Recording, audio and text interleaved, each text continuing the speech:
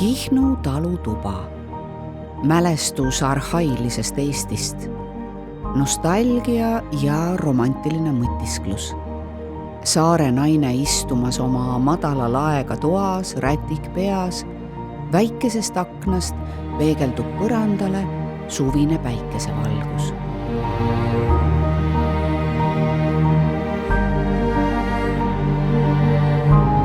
Seeliku punane ja voodikatte roheline. Suur lihtsus ja üksikud, vaid ainuvajalikud esemed. Selline oligi elu.